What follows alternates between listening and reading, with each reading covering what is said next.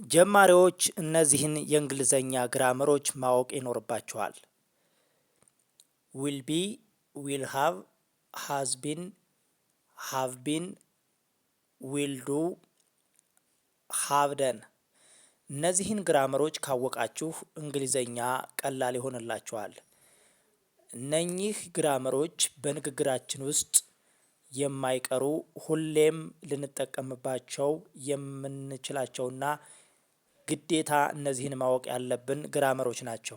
እነዚህ 6 ግራመሮች የሚያስከትሏቸው የየራሳቸው ቴንስም አላቸው። እንዲሁም ደግሞ ፕሮናውንሶችንም አላቸው። ፕሮናውኖችን ያስከትላሉ። ዊል ቢ የትኛውን ቴንስ እንደሚያስከትል፣ የትኛውን ፕሮናውን እንደሚያስከትል፣ ሌሎችም ቀሪዎችን 5ቶችን የትኛውን ፕሮናውን እንደሚያስከትሉና የትኛውን የቴንስ አይነት እንደሚያስከትሉ እንመለከታለን።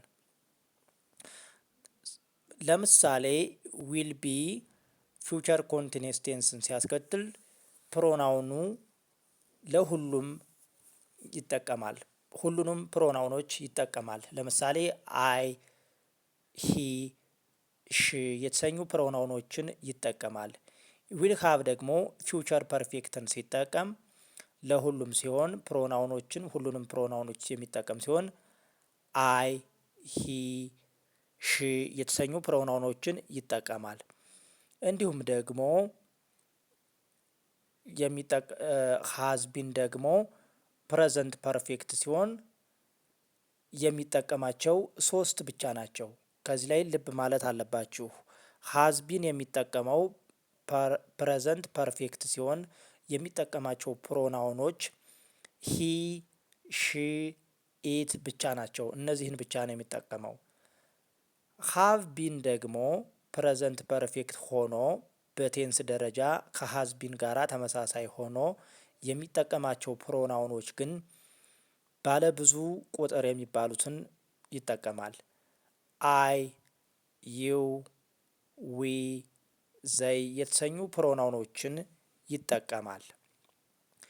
ቀጥሎ ዊል ዱ ነው። ዊል ዱ ሲምፕል ፊውቸር ሲሆን ሁሉንም ፕሮናውኖች ይጠቀማል። አይ፣ ሂ፣ ሺ የተሰኙ ፕሮናውኖችን ይጠቀማል። ሃቭ ደን ፕሬዘንት ፐርፌክት ሲሆን የሚያስከትለው ቴንስ አይ፣ ዩ፣ ዊ፣ ዘይ የተሰኙ ባለብዙ ቁጥሮችን ፕሮናውኖች ይጠቀማል። ስለዚህ በእንግሊዘኛ ንግግራችን ውስጥ እነኚህን 6ቱን የግራመር አይነት ካወቃችሁ እንግሊዘኛ ለእናንተ ገብቷችኋል ማለት ነው።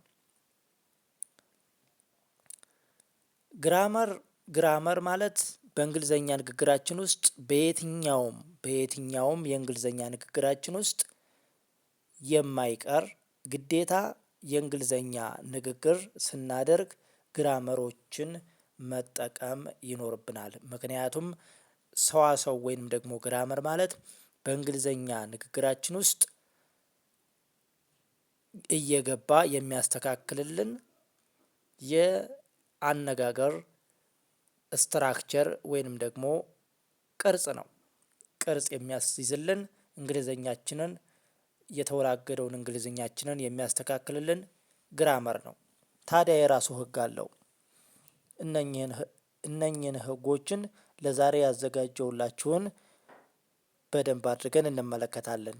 ታዲያ ስንመለከት ምንድነው የምናደርገው? በቴንስ እንመለከታቸዋለን። በቴንስ ውስጥ ያሉ ቃላቶችን ከላይ 6 የጠቀስናቸውን በየቴንሱ እየገባን ምሳሌ እያየን እንማራለን። እስከ ቪዲዮ መጨረሻ ድረስ አብራችሁ ቆዩ። ቪዲዮውን ላይክ፣ ሸር፣ ሰብስክራይብ በማድረግ ለሌሎችም አጋሩት። በቅድሚያም ዊል ቢ የሚለውን እንመለከታለን።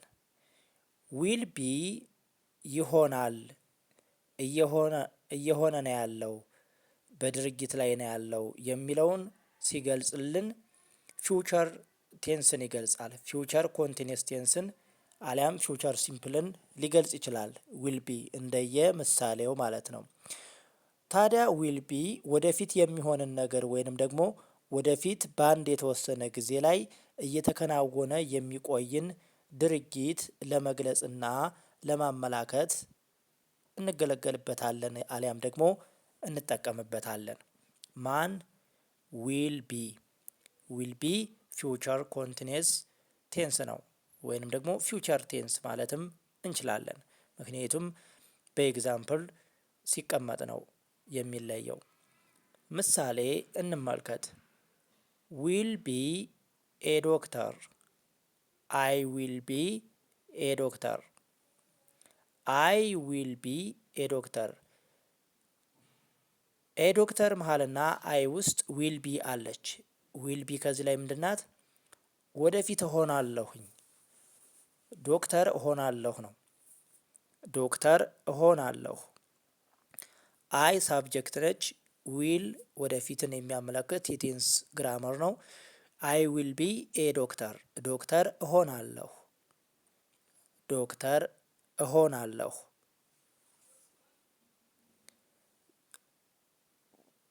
አብራችሁ በሉ። አይ ዊል ቢ ኤ ዶክተር። አይ ዊል ቢ ኤ ዶክተር። ዶክተር እሆናለሁ። ዶክተር እሆናለሁ።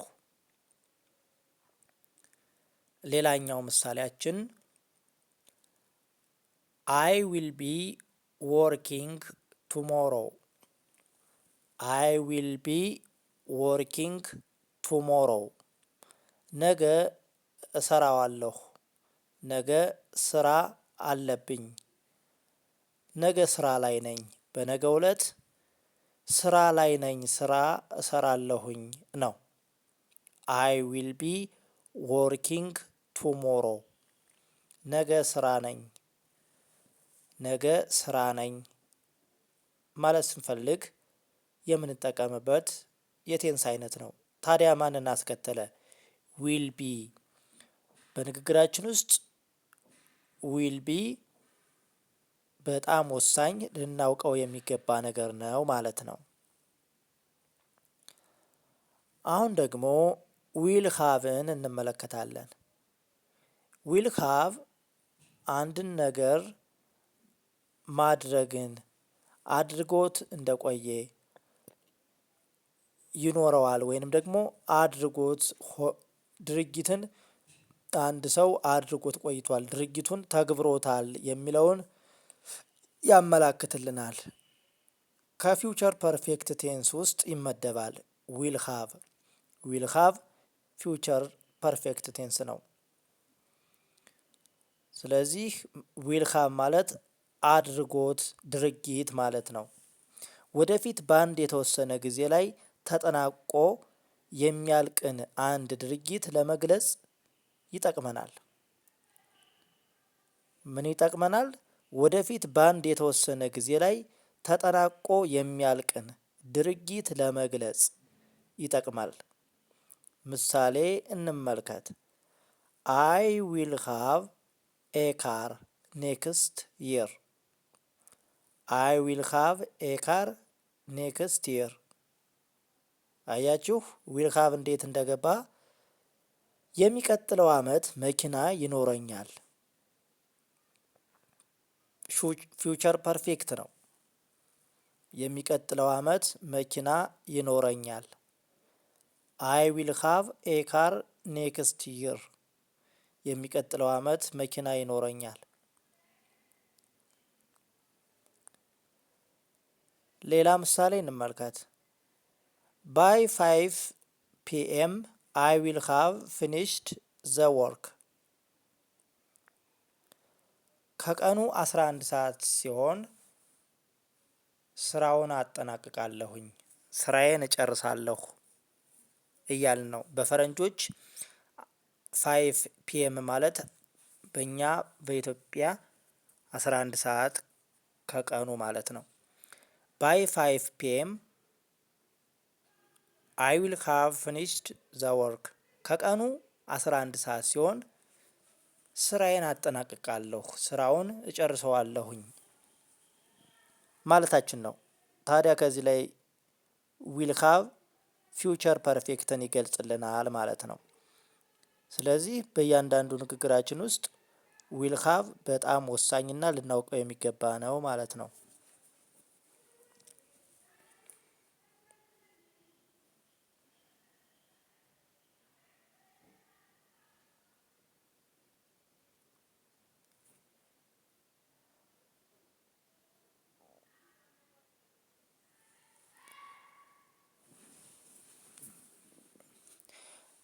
አሁን ደግሞ ሃዝ ቢን እንዲሁም ሃቭ ቢንን እንመለከታለን። ሃዝ ቢንን በመጀመሪያ እንመልከት። ሃዝ ቢን ማለት ሆኖ ቆይቷል፣ ሆኗል፣ ያ ነገር ተከናውኗል ማለት ነው። ታዲያ ሃዝ ቢን እና ሃቭ ቢን የሚያመላክቱን የፕሬዘንት ፐርፌክት ኮንቲኒየስ አካል ናቸው። ሁለቱም ፕሬዘንት ፐርፌክት ኮንቲኒየስ ናቸው። ፕሬዘንት ፐርፌክት ኮንቲኒየስ ናቸው። ሃዝ ቢንም ሃቭ ቢንም። ስለዚህ ሁለቱም አንድ ድርጊት ባለፈ ጊዜ ተጀምሮ እስከ አሁን ድረስ ሲቀጥል ወይንም ደግሞ ውጤቱ አሁን ላይ ሲታወቅ እንጠቀምባቸዋለን። ሃዝ ቢንንም ሃቭ ቢንንም ልዩነታቸው የሚያስከትሉት ፕሮናውን ብቻ ነው። ፕሮናውኖች አሉ። ሃዝ ቢን ነጠላ ፕሮናውኖችን ይጠቀማል። ሃቭ ቢን ደግሞ ባለብዙ መደብ ስሞችን ወይንም ደግሞ ፕሮናውኖችን ይጠቀማል። ታዲያ ሃዝ ቢን ለሂ፣ ለሺ፣ ለኢት ለነጠላ ቁጥር ጥቅም ላይ ይውላል። ሃቭ ቢን ደግሞ ለአይ፣ ለዩ፣ ለዊ፣ ለዘይ ማለትም ለብዙና ለኔን ጨምሮ ለኔ የሚሉትን ፕሮናውኖች ጨምሮ ለብዙ ቁጥሮች እንጠቀምበታለን። ሃቭ ቢንን ማለት ነው። ሁለቶቹም ፐርፌክት ኮንቲኒየስ ቴንስ ናቸው። ሁለቶችም ተመሳሳይ ቴንስ ናቸው። እንዲሁም ሲምፕል ፐርፌክት ቴንስም ልንላቸው እንችላለን። እንደየምሳሌው ነው። ምሳሌ እንመልከት። የመጀመሪያው ምሳሌያችን ሃዝ ቢን ነው። ሃዝ ቢን የምንለው ምሳሌ ስንመለከት ሺ ሃዝ ቢን ሲክ፣ ሺ ሃዝ ቢን ሲክ ታማ ቆይታለች፣ ታማ ነበር ማለታችን ነው። ታዲያ ከዚህ ላይ ሃዝ ቢን ሽን ተጠቀመ። የሚጠቀማቸው ፕሮናውኖች ሂ፣ ሺ፣ ኢት ነው። ሺ ሃቭ አይባልም፣ ሺ ሃዝ ነው የሚባለው። ስለዚህ የሚጠቀማቸው ፕሮናውኖች ናቸው ልዩነቶች ማለት ነው። ይህ ግልጽ ከሆነላችሁ የሃቭ ቢንን ምሳሌ እንመልከት። አይ ሃቭ ቢን ዌይቲንግ ፎር ዩ ፎር 2 hours። ለ2 ሰዓት ያህል ስጠብቅ ቆይቻለሁ። አይ ሃቭ ቢን ዌይቲንግ ፎር ዩ ፎር 2 hours። ለ2 ሰዓት ያህል ስጠብቅ ቆይቻለሁ ማለታችን ነው።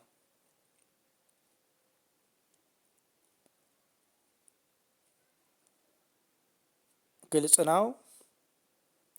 ግልጽ ከሆነ ወደ ሌላኛው ምሳሌ እንለፍ። አራተኛ ላይ የሚገኘው ምሳሌያችን ዊል ዱ ነው። ዊል ዱ ሲምፕል ፊውቸር ቴንስን ሲያመለክት ወይንም ደግሞ ሲጠቀም ያደርጋል፣ አደርጋለሁ ማለትን የሚገልጽልን ነው። በድርጊቱ ውስጥ እሱ ያደርጋል፣ እኔ አደርጋለሁ ማለትን ይገልጽልናል። ዊል ዱ አደርጋለሁ፣ ያደርጋል። ወደፊት የሚደረግን ቀላል ድርጊት ለመግለጽ የምንጠቀምበት የቴንስ አይነት ወይንም ደግሞ የግራመር አይነት ነው። ዊል ዱ። ምሳሌ እንመልከት። አይ ዊል ዱ ማይ ሆምወርክ ቱናይት። የቤት ስራዬን ዛሬ ማታ እሰራለሁኝ። የቤት ስራዬን ዛሬ ማታ እሰራለሁኝ። አይ ዊል ዱ ማይ ሆምወርክ ቱናይት። የቤት ስራዬን ዛሬ ማታ እሰራለሁ።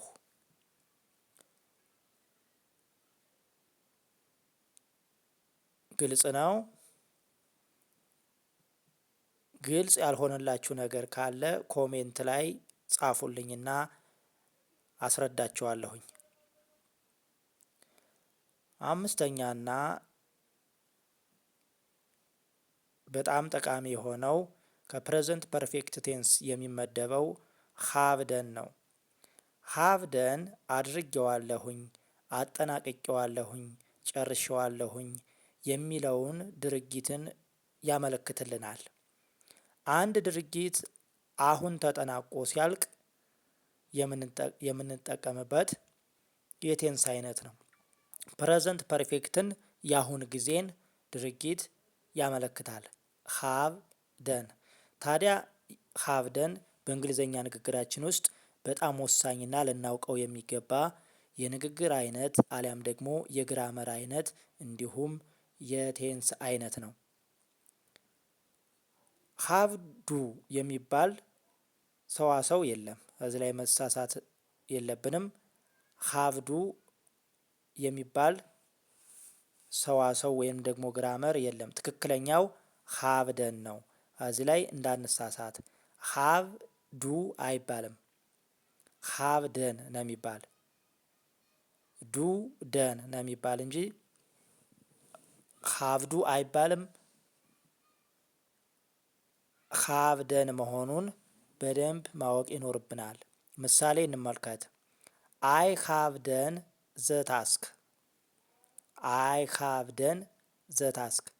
ስራውን አጠናቅቄያለሁኝ፣ ስራውን ጨርሼዋለሁኝ። አያችሁ እዚህ ላይ ለምን አይ ሃቭ ዱ ዘ ታስክ አላልንም? አይባልም። አይ ሃቭ ዱ ዘ ታስክ አላልንም ስለማይባል እዚህ ላይ መጠንቀቅ ይኖርብናል። ግራመር እንደነዚህ አይነት ቦታዎች ነው የሚሸውደን። ስለዚህ አይ ሃቭ ደን ዘ ታስክ ስራውን ጨርሼዋለሁኝ፣ አጠናቅቄያለሁ ስራውን ማለታችን ነው። ሃቭ ደንንና ሃቭ ዱ እንዳይቀላቀሉባችሁ። ሃቭ ዱ አይባልም፣ የተሳሳተ ነው። ለምሳሌ ተማሪ ከሆናችሁ በተለይ ፈተና ላይ ምርጫ ላይ እና ማሳሳቻ ላይ ሃቭ ዱን ከሃቭ ደን ጋር አቀላቅለው ያመጡባችኋል። ትክክለኛውን ስትለዩት ግን ሃቭ ደን ነው ትክክለኛው፣ ሃቭ ዱ ስለማይባል የግራመር ማሳሳቻ መንገዳቸው ፈተና ላይ እንደዚህ ነው። ሃቭ ዱንና ሃቭ ደንን ቀላቅለው ያመጡባችኋል። ስለዚህ በደንብ መረዳት ይኖርባችኋል ማለት ነው። ስለዚህ ለማጠቃለል ያክል የዛሬ ትምህርታችን ዊል ቢ ፊውቸር ኮንቲኒየስ ቴንስን ሲያስከትል ዊል ሃቭ ፊውቸር ፐርፌክትን ያስከትላል። ሃዝ ቢን ፕሬዘንት ፐርፌክትን ያስከትላል። ሃቭ ቢን ደግሞ ፕሬዘንት ፐርፌክትን እንዲሁ ከሃዝ ቢን ጋር ተመሳሳይ ናቸው፣ እሱን ያስከትላል። ዊል ደን ሲምፕል ፊውቸርን ያስከትላል። ሃቭ ደን ደግሞ ፕሬዘንት ፐርፌክት ቴንስን ያስከትላል። መጨረሻ ላይ ያየነው ማለት ነው። የየራሳቸው የሚያስከትሏቸው ፕሮናውኖችም አሉ። እነኚህን ፕሮናውኖችንም በደንብ ማወቅ ይኖርብናል። ሃቭ ደን ብለን ሺ አንልም። ሃቭ ደን ብለን ሂ አንልም። ባለብዙ ቁጥሮችን ነው የምንጠቀመው። ሃቭ ደን ሃቭ ማንን ያስከትላል? አይ ዩ ዊ ዘይን ያስከትላል ማለት ነው። ስለዚህ እነኚህን ሁሉ የፕሮናውን አጠቃቀሞችንና የሚያስከትሉትን ፕሮናውኖችም ሸምድደን መያዝ ይኖርብናል ማለት ነው። የዛሬ ትምህርታችን ይህንን ይመስላል። ግር ያላችሁ እንዲሁም ደግሞ ያልገባችሁና የተወሳሰበባችሁ የትምህርት ዘርፍ ላይ ወይም ነጥብ ካለ ከዚህ ከተማርነው ውስጥ ኮሜንት ላይ ይሄ ፖርሽን አልገባኝም እስኪ አስረዳኝ ብላችሁ ኮሜንት ላይ ጻፉልኝና አስረዳችኋለሁኝ። ለዛሬ ይህንን ይመስላል ያዘጋጀውላችሁ ትምህርት። በሌላ ትምህርት እንገናኛለን። ጥሩ ጊዜ ተመኘውላችሁ።